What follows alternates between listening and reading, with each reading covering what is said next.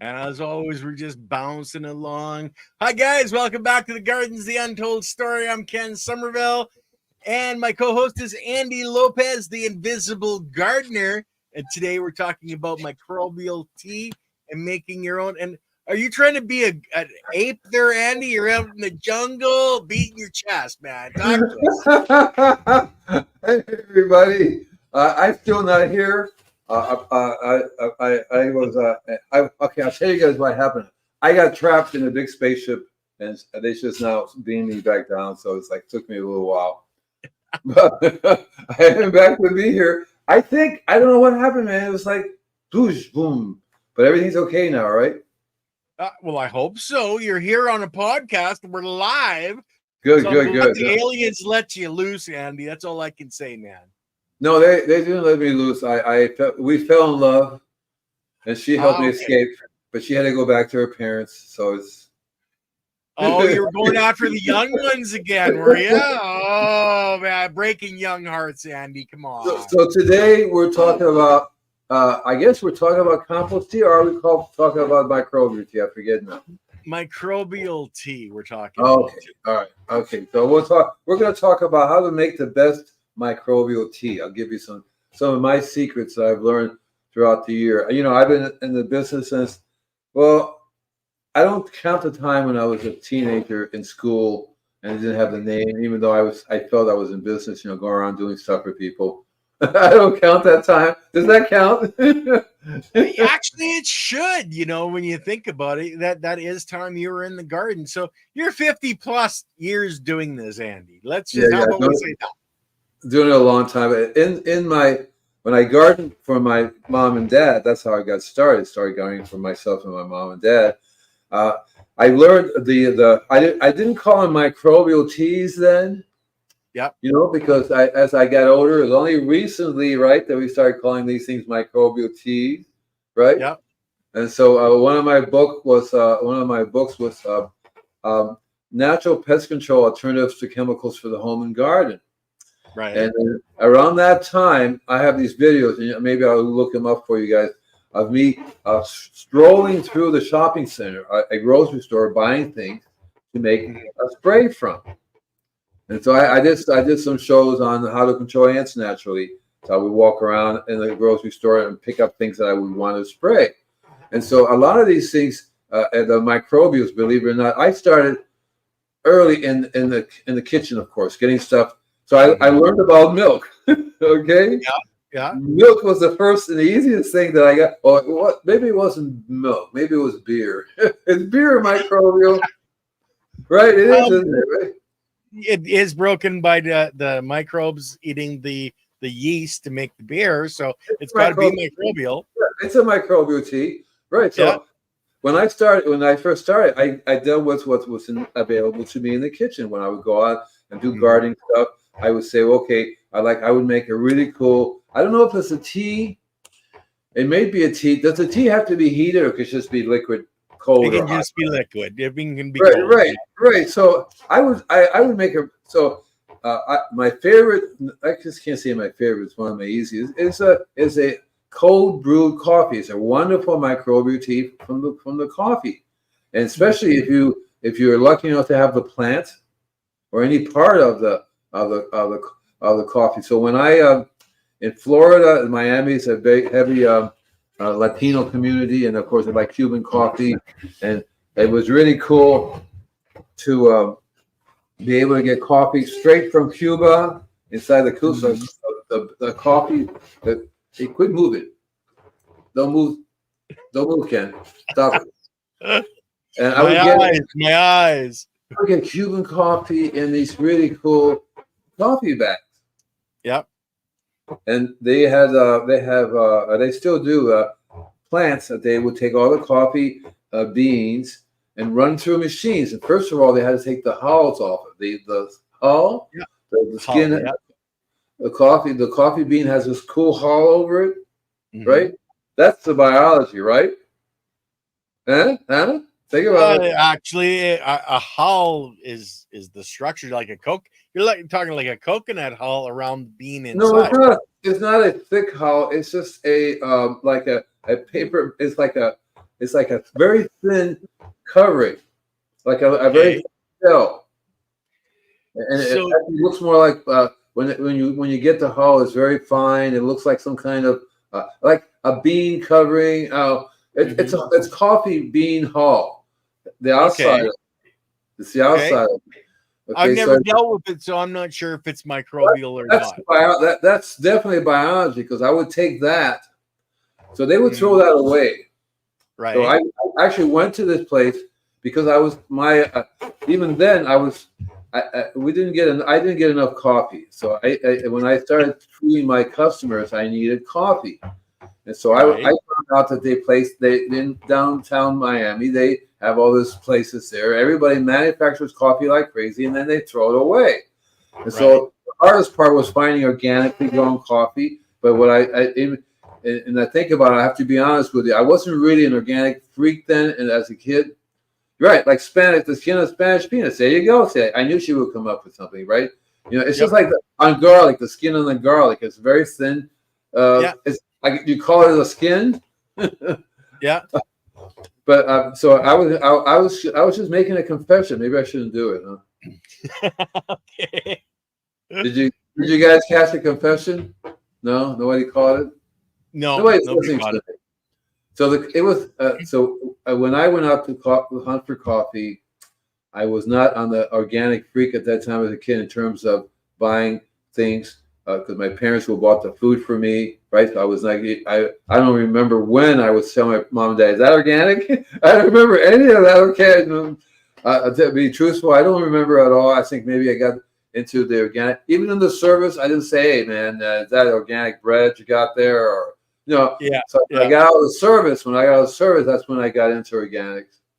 Hmm. And that was in 70, right? So when I got out, but so as a kid, but I still didn't use chemicals. Yeah. So I learned really, really fast. I was really lucky because I got sent away to Puerto Rico and Cuba during the summertime.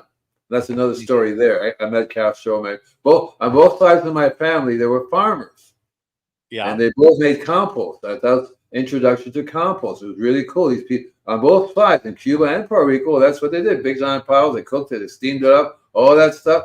Yeah. Wow, right? That's a normal thing for them to do. So of course the soil is really really rich, you know. But Yeah. yeah, but so anyway, so what I try to do is I say, okay, I want to use the things first of all that's in the kitchen that I can use for ant control and bug control and maybe figure out the thing about fertilizers, you know. And Right. so I found out some things are very, very potent. Even to this day, I still use them and highly recommend them, but they're not Mhm. exactly what you consider a microbial tea. When you think of microbial tea, you think, I'm going to brew these little guys together and spray them around to be on the plants, to be on the roots.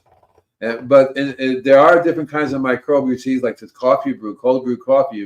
If you make it with any part of the plant, especially I would make it. I would literally brew. So I would say, can I have some unhulled, right? They're not. Those are the ones you want to make a coffee cold brew from. And so I found out that the hull is like 11% nitrogen. Okay. 11% nitrogen that comes from the outside of the coffee bean.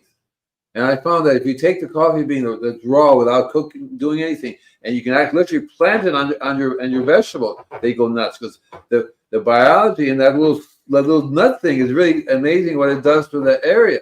But as a tea, which it is a really microbial tea that you're spraying a microbial tea, so you have to understand why the different uses of microbial tea. Because me, for example, I use microbial tea in lots of different ways. My microbial tea now mixture is made from the worm juice, the worm farm. Yeah. But even to that, I add a variety of other microbials to it from other. On my quest for compost, you won't believe how many people make compost, and it's CRAP. Okay, it's not. It's like it looks good. It's black. May smell okay, but there's no life in there at all. I mean, it would have to be very hard not to be no life, but not the kind of microbial life that you want if you were making compost correctly. That's one of the things. Are we going to be doing that? Are we talking about? Let's see. we'll do compost next week, Andy.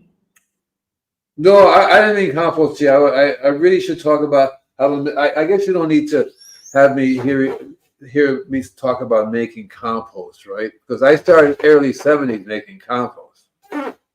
On a journey there. Compost tea next week. Yeah. Okay, what you do compost tea along with compost? Yeah. yeah. You know who makes the best compost tea? The person that actually makes it themselves. The person who makes the best compost. Yeah. Right. So anyway. So on the micro tree realm, what I've learned from experiences is that that's what my super seaweed is all about. It's a microbiological activator. I just changed the name to a biology activator. Right. It's all about the biology. I should call it it's a biology activator because that's what it is. Only thing is that it's confusing if you do biology because you and I are biology, so it's not good for us. It's not going to activate us or animals or other creatures, So that's why I did microbial, very small, right? Small little biology. Maybe I should call it, a soil biology activator, something like that.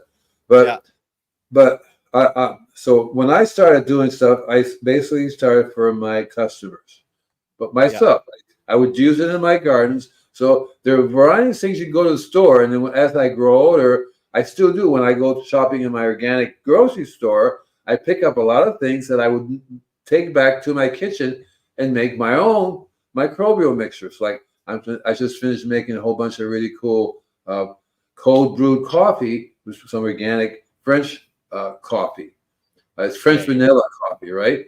And I even take the beans and reuse the beans again because I basically don't grind it. I use it as the beans, let them soak, and then I find it's a lot of fun to add my worm juice to that mixture instead of just plain water. You'd be surprised at what happens there. And what we were talking about before was, thanks for any recipe my garden needs it, right? So there's because you haven't actually given us a recipe. Now you talked about you're going to the grocery store using products. Right now we've got uncooked beans, unskinned beans in water. You're just letting them soak. Explain this to me, Andy. That's called. I was trying to say that there are different kinds of microbial tea. So cold brew coffee is a microbial tea, but it's called cold brew coffee. You're basically brewing coffee without the heat, and you're letting it simmer there. It's just like you're going to do some kind of sauerkraut or something. You want the biology to work. I've learned in water. You're just putting the beans in water. Yeah. So you have you get one of these big sprout jugs, big giant things. Yeah. Like Rory says, legume tea. Right, legume tea is another kind of biology, right? It's the same thing. So you'll learn that not just coffee, because coffee is what I was talking about. But legumes. There's peanuts. There's almost any other nuts families you can make a tea from. You'll find that almonds, for example. What is one of the things in almond? One of the things in almonds? Yeah, almonds. What? Arsenic. Oh, okay, arsenics. Okay, arsenic is very small amounts in almonds. So you can make a tea from that and use that against certain type of insects. Cool. So the idea is you have to have a reason why you're making the tea in the first place, because that will tell you what kind of tea you're going to be making. Use sprouting water. Of course, sprouting water is one of the best. I started in 1974. I met Victor Kovinsky. No, I met Ann Wigmore, the Hippocrates Health Institute lady. I think it was 74, maybe 71, 72. And that's one of the things that we were doing, is we were making sprouts. Yeah. And of course, we never threw the sprout liquid away. My friend Victor Kovinsky says it's I should know that by heart. It's basically a really cool name that basically I almost had it. It just almost came up to my brain and it said boo boo boo. I'm not going to tell you, but basically it's the liquid you want to drink. You definitely want to drink the liquid. You want to ingest that into your body. But if you learn how to spray it and make more of it, yet it's very good for the plants because it has some type of enzymes and the microbes that helps them to absorb. These things are basically really iron rich and really minerally rich. Well, and they're biologically rich. Andy, what most people don't understand is there's a huge amount of biology on both the inside and the outside of a normal seed. So when that seed's, I think it's called spermolates, when it cracks open, then it shoots biology into the soil structure. Now, if you don't have a soil structure, it's shooting that biology into the water column. You've got a mass of it, if it's all the same seed, of biology that's specific for that plant. You're spraying that, you're adding a whole bunch of biology. Perfect. Exactly right. That's why it's called, that's why somehow sprouting all the different kinds of nuts and stuff activated that, because they sent all that stuff into the water. Yeah. And Victor Kovitzkis and anybody with any kind of brain cell will say, this is good stuff to drink, to intake into our body. If you wait too long, it's kind of stinky. It depends on how old the liquid is, right? But I would take lemon juice, squeeze the lemon into it. Sometimes a little bit of honey, stir it all up. You have this amazing drink you drink, and you definitely want to, So I would go through a lot of liquid and sprouting these seeds. So you can make, you definitely, you have to fill it up, shake it up, and then rinse it out, right? They sit a lot. Initially, the main batch sits in there, but after a while, you have to do the rinsing. So you're going to get lots of that. And so that's a very easy way to, and the thing is, not for yourself, but you get the liquid for the plants. And if you were to spray it, it's even better. And if you take it one more step further, and whenever you're making any microbial tea, you want to aerate it. You want it to go through a little bubbling process. So it's really easy. There are lots of companies on the market now that sell you tiny little compost tea kit, brewing kits, a little 5-gallon units with a little spray thing, and then you hook it up to it. Starts little motor pumps air through it. So and if you do that, then you might as well. So here's part of the secrets that I've learned. So a lot of people, they make their microbial tea from this liquid, and then take it and they spray it, right? Yeah. Which is nice. But imagine if you take that liquid, you put it in a container, and in that container, you actually you make enough liquid. So what I do is you can add clean distilled water to that. In other words, double the amount of liquid, right? You don't put city water in there. You don't put any kind of junk in there. Just clean distilled water. And you have your little bubbler in there. Now, you're not going to just bubble it. What you're going to do is you're going to infuse it with trace minerals. Mm-hmm. One of the things I sent you about this lady in water, doctor in water, she talks about minerals. And what your body does is that she calls it the glue for you to keeps your body together, the minerals. Right? Mm-hmm. We talk a lot about minerals, how nature is very good at making a lot of things work together at one time. So minerals is what we always key into it in this show, because the biology is all about minerals.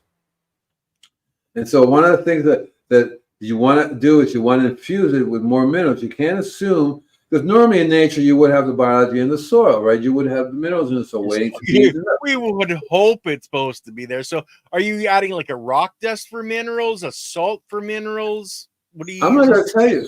You're saying it's a recipe and you're not going to tell us? It's a secret recipe. So what I learned from experience, in the past, I used to take rock dust and different kinds of rock dust and try to make the minerals from that. As I get older, I realize it's very, very dusty. It's hard to work with the dust. The minerals is good if you're going to be using it in your compost pile, that kind of stuff. Again, you have to be careful with dust. So as I get older, I gravitate to other people who make some really cool liquids or other ways that we can get the trace minerals. And I talk a lot about C90, SEA90. Yeah. C90, and C90 has 90 trace minerals in it. This lady I talked to you about, the doctor, she says sea salt has 92 trace minerals in it. Yeah. So it comes really close. And she even says she takes the sea salt, Celtic sea salt, you put in your tongue, you take your bite, it gives you iodine and a bunch of other things as well, which is also what happens when you give it to the microbes. But essentially you're feeding the microbes with this. When you're bubbling it, they're going to grab onto that nutrition that you put in from the salt, because you can overdo it, right? Too much salt will kill everybody, right? So you have to go very, very tiny, very, very tiny amount. So I myself take a little bit under my tongue, or when I have water, I drink about 3 quarts a day. A pinch of salt in that water will take care of my sodium needs and my iodine needs that I need. Yeah. But if you was to add it to this microbial tea, you would have 90 trace minerals, and the more trace minerals, the better. Well, the thing is, in Korean natural farming, they use a saltwater solution to add in, because it is those minerals. That's why when I drink RO water, so reverse osmosis, I add in pink Himalayan sea salt, because it's got all those minerals. And like, people complain about, RO water, it's got nothing in it, it strips your body. But you have to remember, there's only so much sites in that water for the minerals to combine with. So I'm filling it with the minerals, so it's not pulling minerals from my body. And you need the salt for the water to get soak into your cells easier. Exactly right. So again, I referred to this lady, this doctor, who was basically saying that so many things needed for life, and the first thing she said was, of course, water. Right? Yeah. No, she said oxygen, and then she said water.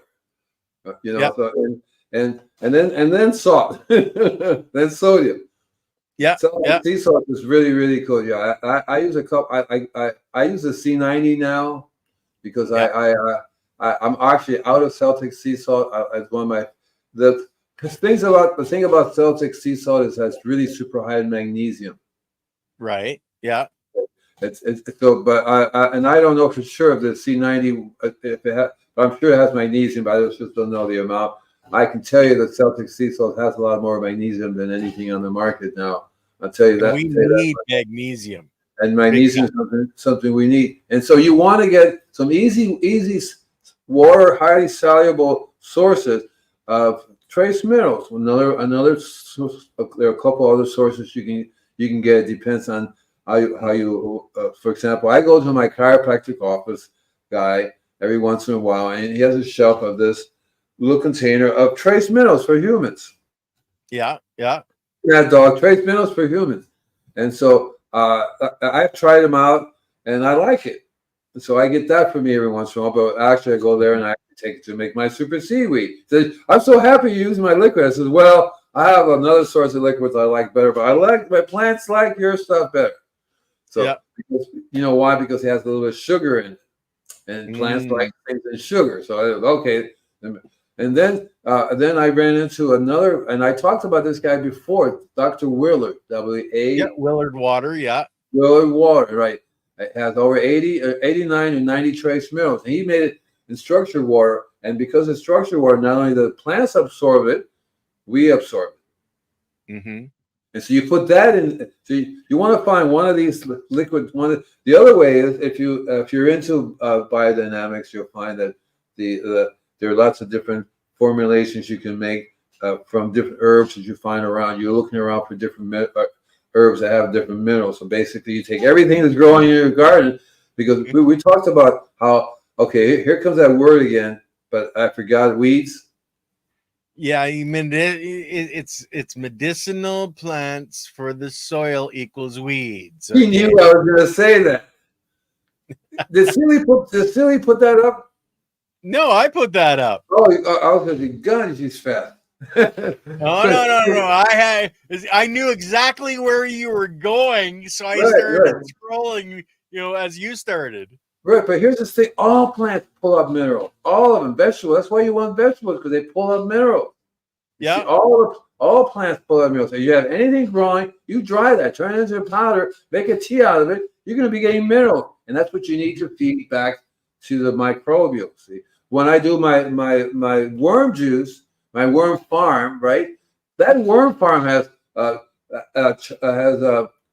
different types of soil in it. Has compost in it. A couple of different companies of compost. These guys make wonderful compost. I'm gonna get him on the show to talk about indicator plants, right?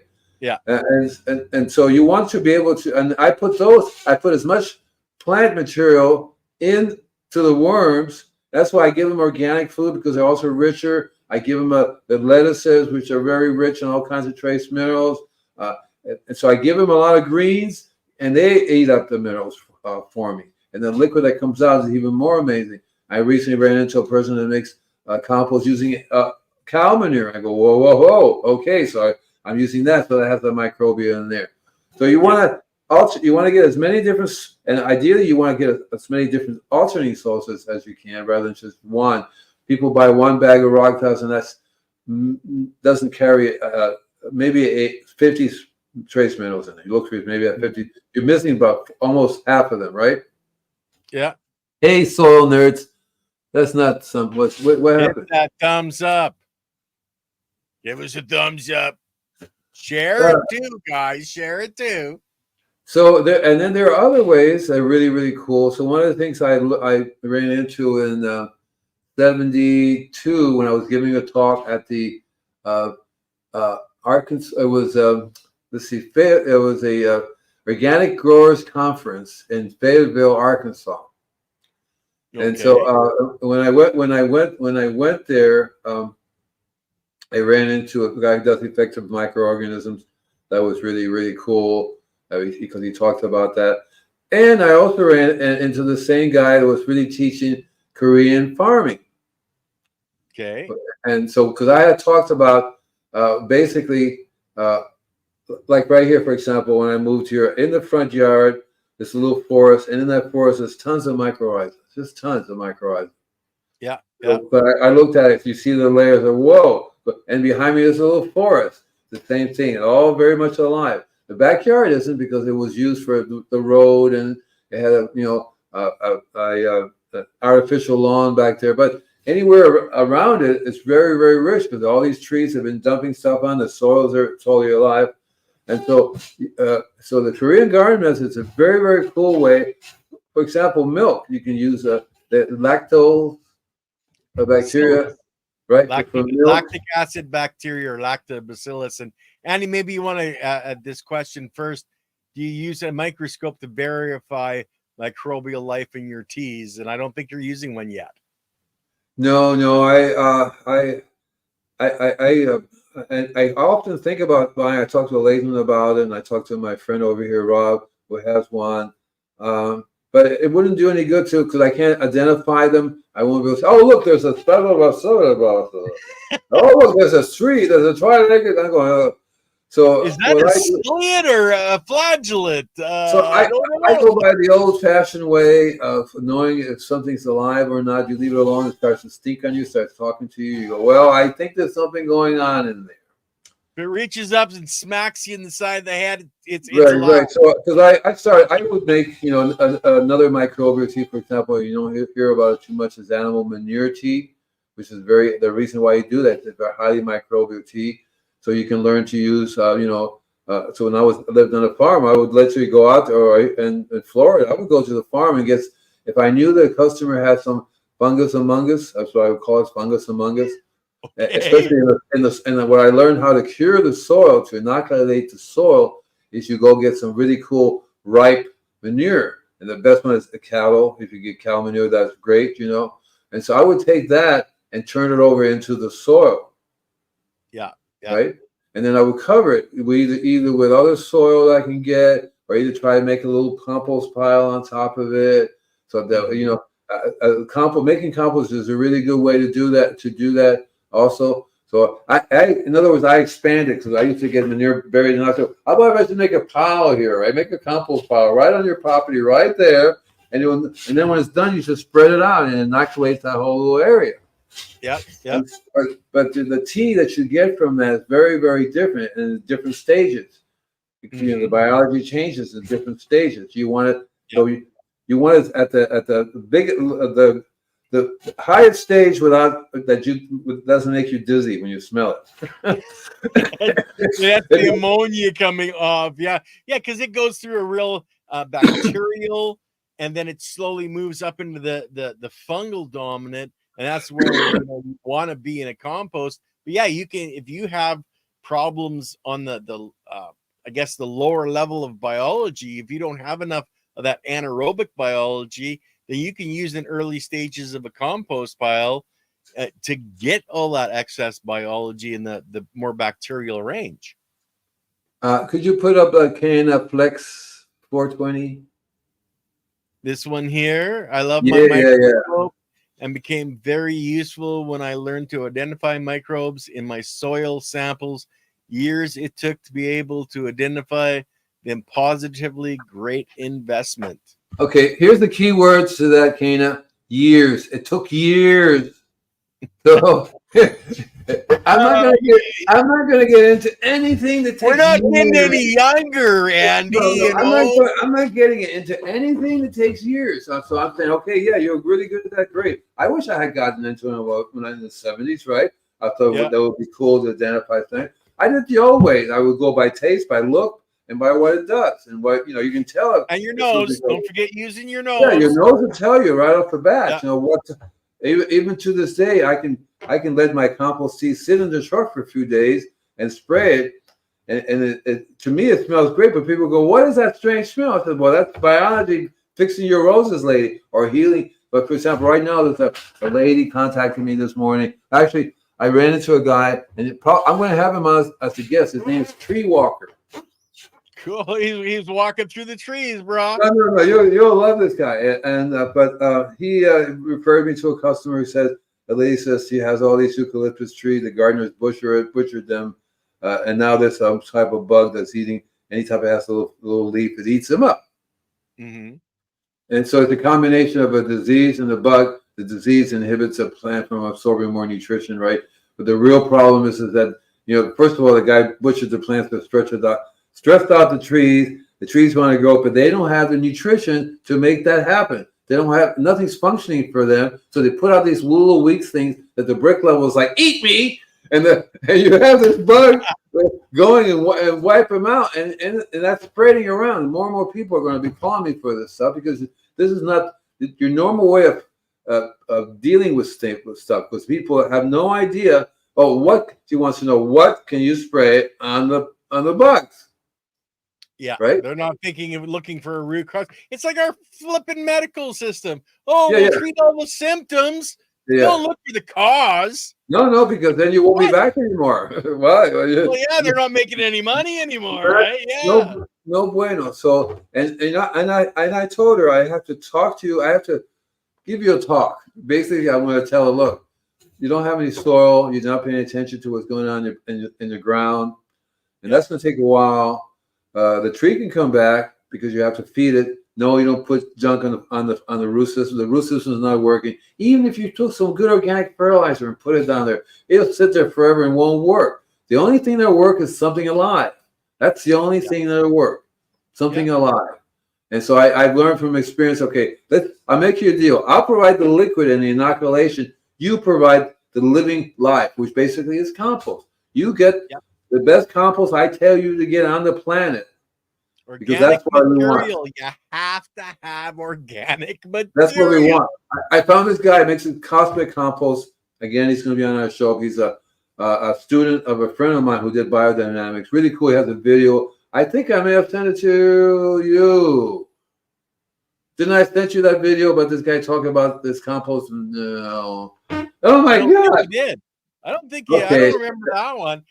That was when you were on another planet. Andy, I do want to point out, and yeah. I haven't read the whole comment. Matt Powers has a couple amazing books.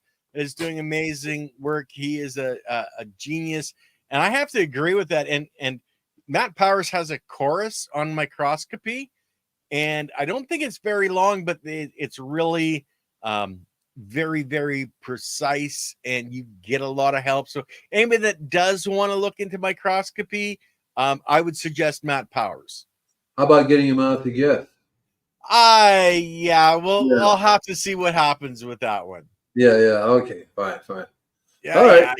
Yeah. So anyway, there are tons of different formulations you can come up with, but the idea is you want to provide biology. So you'll find lots of things in the store you can buy, like the milk, anything that's basically alive at one time. You're going to get some biology out of it. Andy, how about going to a health food store and looking at all the different seeds that they're selling, whether it's pumpkin seed or any of these different seeds, taking them home and doing in the water, letting them sprout out and using that liquid. How many different varieties of biology can we get just by popping seeds and doing a foliar feeding? I have a box. Drench? I have this box in the kitchen. In the kitchen. Did you say vodka? You have vodka in the kitchen? Actually, I do. I have a nice bottle of vodka in the freezer. I really do. I don't know, but I have this box in the kitchen. Inside that box, there must be 50 different kinds of seeds for sprouting. Yeah. Okay, so when 50 different types of biological inoculation in those seeds. Right. So a long time ago, I'm still into sprouting. I do a little sprouting here. You go to the health food store, they sell you a couple of things. But because of the internet and Amazon and all these things, you can order like a kit of 100 different seeds you can sprout. I go, holy Casablanca, because ideally, I would drink all of them, but my plants really like it too. My garden likes it. My tomato. Consider, Andy, if the biology doesn't fit into the system, it's just turned into a food source for the biology that's there. But if that biology can fit in, it's like Tetris, getting everything linked together. The more biodiverse biology you have, the more cells can be built, the healthier cells can be built, the more can be mined out of the material in the soil because you have a greater workforce. It's beautiful. So I go through different sprouting techniques because I like the liquid. I'm a little cruel because I drink all the liquid. You guys stay away. I'm not going to give my garden. I'm not going to give anything. It's mine. I'm going to drink this thing. See, Andy, my wife gives me a hard time because she feeds our dogs off her plate, and I as a child, I was told never to do that. And I still don't to this day. And she gives me a hard time about it because I won't feed my dog off my own plate. That's my food. Listen, I just remember the name that Victor Cavensis calls this liquid. He calls it Rejuvelac. Rejuvelite? Rejuvelac. Oh, like lactic. So because it's lactic acid bacteria. Rejuvelac, right. Yeah, okay. Right. And and it has, it's rich in all the minerals and aminos and all that kind of stuff. And that's a perfect microbial tea. The thing you guys want to remember is it doesn't have to be very complicated. You don't have to go out buying all kinds of microbial tea mixes and stuff like that. You'd be surprised if you have a garden, if you have a farm. Holy cow! Right? Almost everything can be made into a tea. Any animal that pees or poop. Make a tea out of it. Anybody that dies, make a tea out of it. Yep, you literally can make it lots of different ways to make a wonderful tea. Have you went downtown, and picked after the pigeons, getting the pigeon poop too? No, I never got to the pigeon poo. I was buying, Steve, what was the name of those birds? I know it's getting bad guano for a while there. Yeah. So I figured out was really bad, but they were like seabirds that this guy was selling the dry poop for. Yeah, seabird guano, not back guano. Yeah, there's a lot of controversy over guanos in general from birds. Yeah, right. And even now, I feel I still am looking for different sources of animal manure to make a tea from it. But again, it's really made for the worms. I basically like putting that into the worms, and then the worm juice that comes out will have the biology in there too. And so if you really, really want to make a good microbial tea, because the biology comes out of the worm farm, it's its own special microbial tea. It's a special microbial tea. You want to learn. So that's one of the best ways I've ever found, and the easiest way to make a very special microbial tea that you can then modify it later down the road. It depends on if you're doing trees or if you're doing the vegetable garden, but you will find that if you was to take that to a lab, send it off. So, like, for example, that alluvium guy that came here, the alluvium soil person. I gotta laugh at this one. Does the cuckoo bird provide the best guano? That's just cuckoo, man. That's just cuckoo. Yeah, the cuckoo bird does not provide guano. It provides cuckoo. It's a very special type of poop. Yeah. It's, Hey, instead of isn't that poo-poo, us, Andy? Isn't that instead us? of We're both poo-poo, a it's little cuckoo. cuckoo. Yeah, I have my own cuckoo that I use. Yeah. But so you want to just remember to provide the microbes with the trace minerals. That's the key. One of the things about milk. Oh, also want to say so rice. Rice has its own wonderful microbial mixtures you can make from using rice. Yeah. You basically get a cup of rice in a gallon of distilled water. Stir it all up. You can add maybe a tablespoon of Granny Smith's molasses. Put a cheesecloth over the top, put it in the dark for about a week, come back and take it out. Take that liquid, and there's your tea. And see, that's the beginning. The next step in Korean natural farming would be to take the liquid from the rice, not adding anything else, but just grabbing the biology.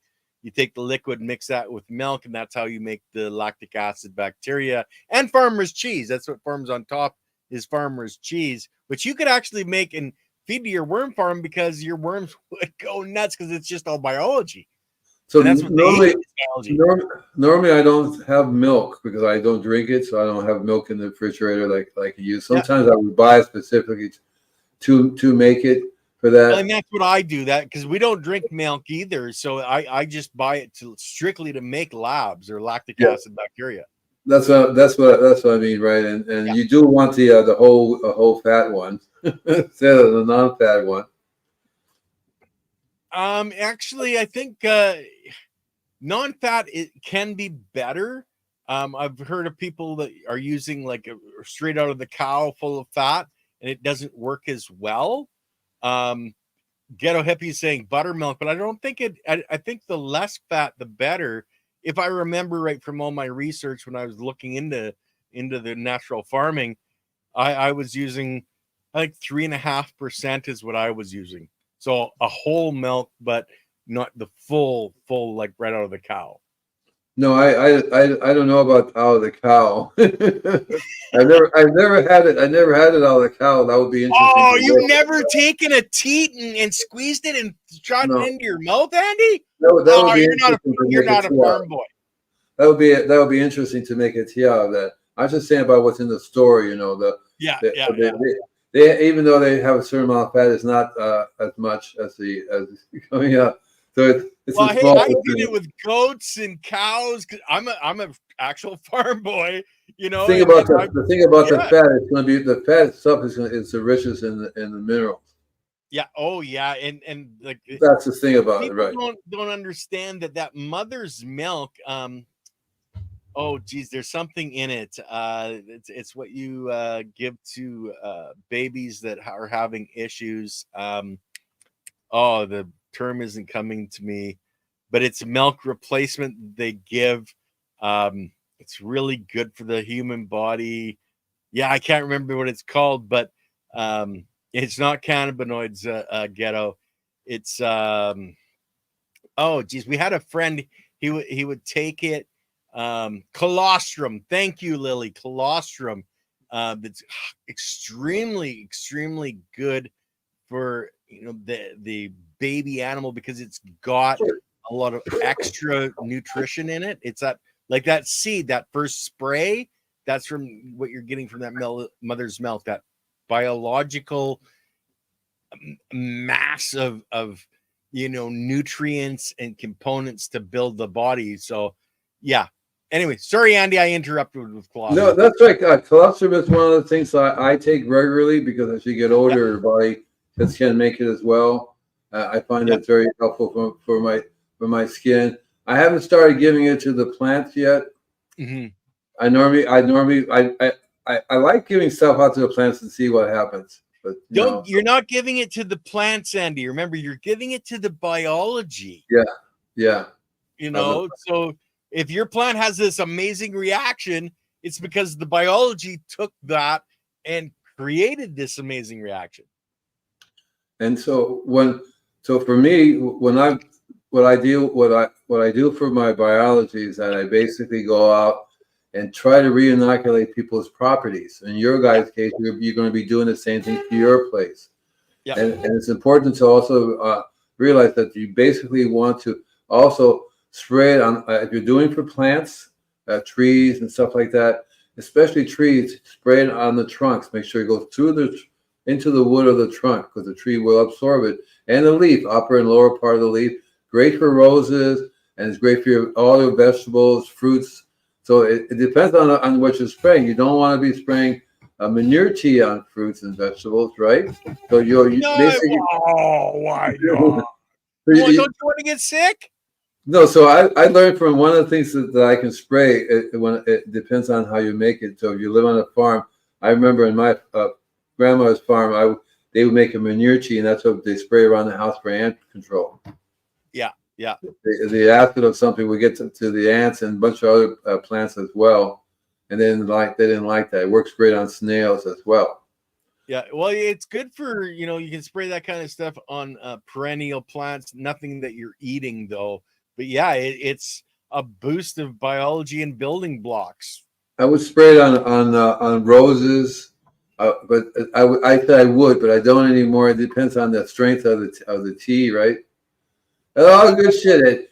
Yeah, when I first had my van, I got a bumper sticker, and I called it said good shit. Yeah.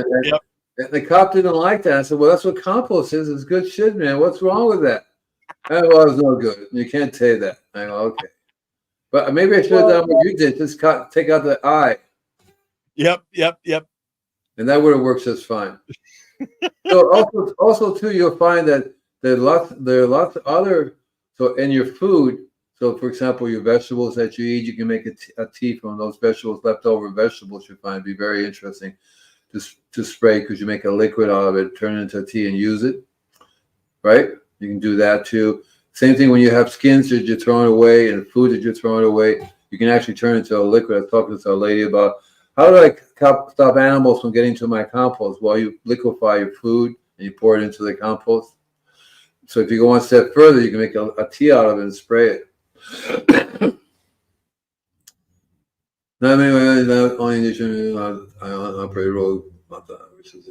Oh, cool. So you have your own microbiological lab. I can't hear you, man. Yeah, no, nothing. Yeah, I had it on mute. Sorry. I was just saying, Adam, you should reach out, man. And if you don't mind coming on with a couple of crazy old farts, we'll bring you on, or I can have you on Conversations in Ken's Cafe. My email, or the email you need to use, is in the description of the YouTube video. So sure, Adam. All you got to do is share a screen. So if your screen sees the biology, I would love that. I would love you to come over here and check out my stuff. But you're not going to fly over here and do it. Or I can't ship it to you because everything will be dead by the time it gets there. You see, it'll open it up. There's bodies everywhere. It's awful, right? Yep, yeah, and it stinks. That's what a lot of the fish stuff. You crack it open and you want to run away the other direction. Well, you can definitely tell it's alive because it smells. Your nose will tell you, and that's all you really need. I'd love to be able to look at all the different microbial life that are in the soil because there are so many different ones. The only reason why I stay away from it besides the equipment is because I don't concentrate on what type of biology other than getting I don't care what the individual soldier does. I care what the Army does. Perfect. Exactly. And the Army has say, I need Lieutenant George over there. I need Franklin over there. Right. And so, and how do I know which one is the ones that need it? By providing a wide blend of biology that can handle anything. That's the way Mother Nature does it. Yeah.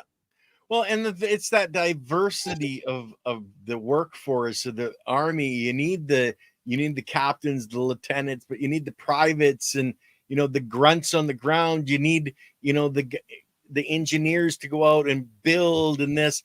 But it's a combination. The Army doesn't move without the cooks and the food. It's got to be everybody working together.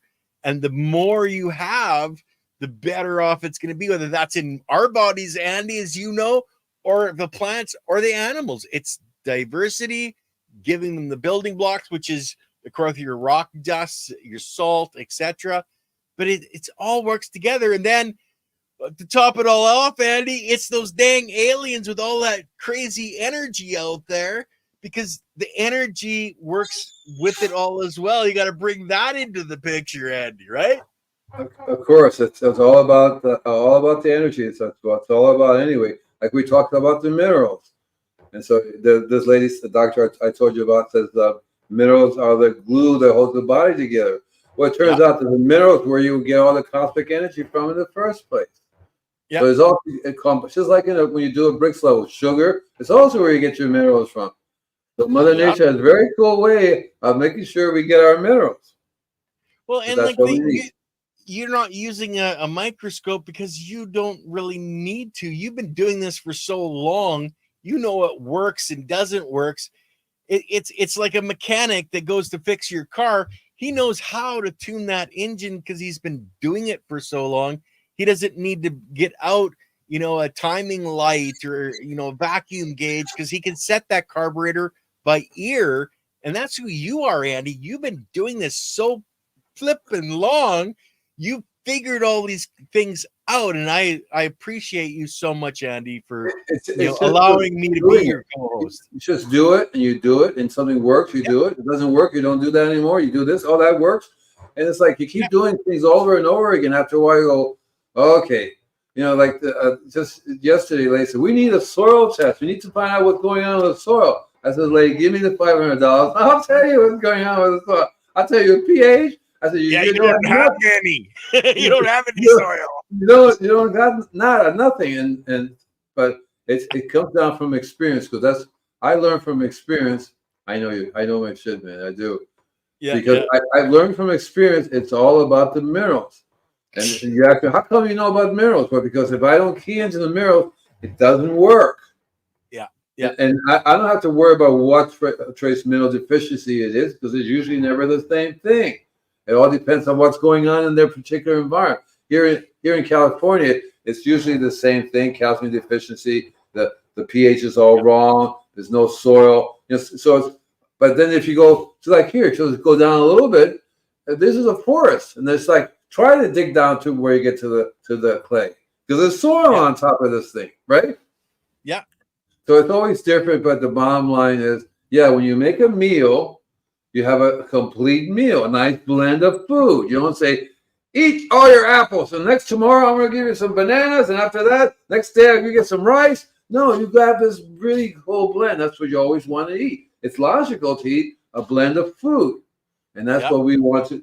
The plants and Mother Nature doesn't say, okay, for a year you're just going to eat this, and then you're going to come back and eat that for another year. No, it's like eat up, and that's what's cool about the when you make the microbes, blend it in, really get a source of so many different. It doesn't hurt to blend them all together. It makes this amazing tea that'll work on anybody, rather than one particular tea for that particular problem. Because you'll find, so I make the best tea, microbial tea on the planet, guys. We should have a contest.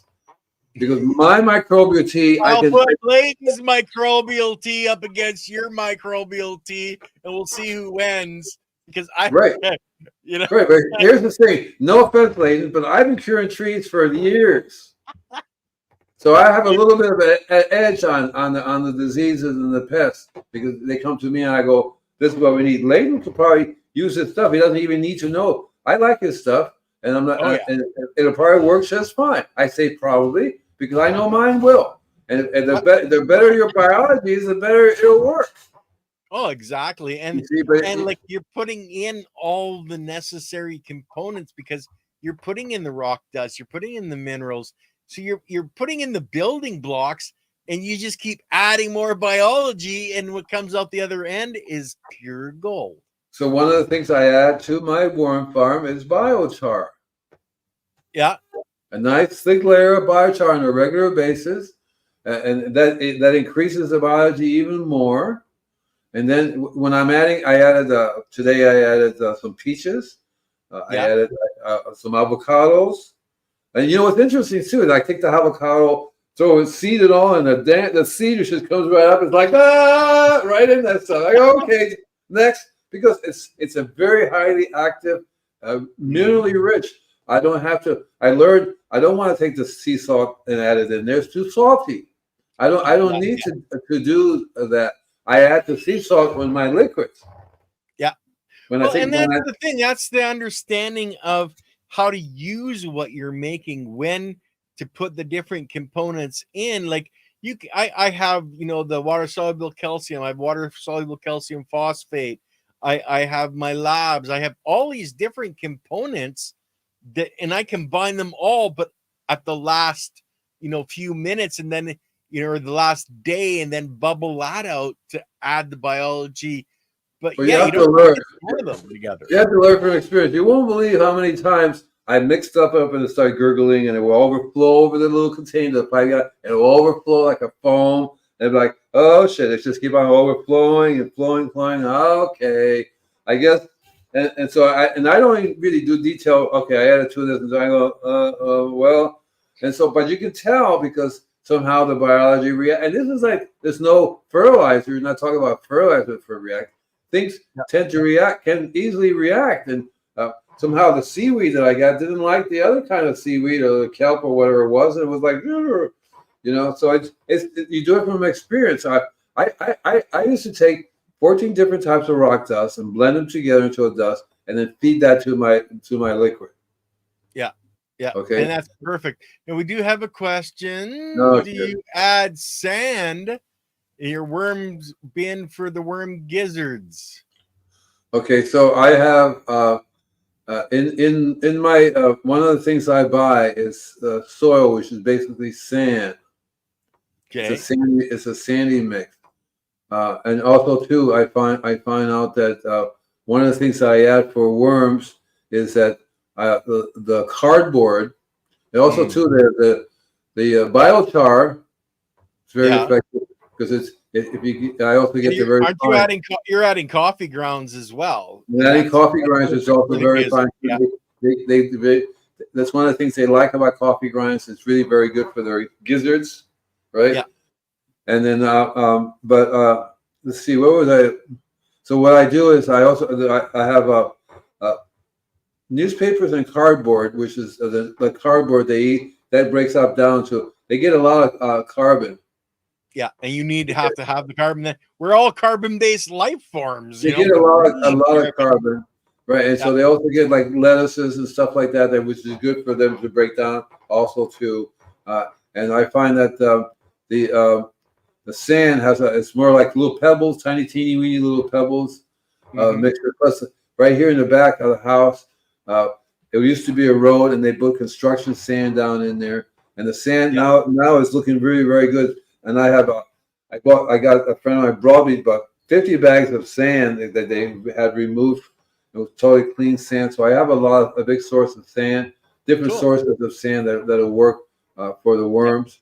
But the worms for me is the key to my business, because I make the best biology that comes out through there, and then I get people to get the best compost that they can get their hands on or make, which should be, at least should follow some biodynamic principles. That would be, have the biology, have the right type of manure, because a lot of people make compost, no manure in it, none of the proper biology in it. They're going to have to. It's not going to work. They're going to say, why am I still having this problem? Why is there still this disease or this pest?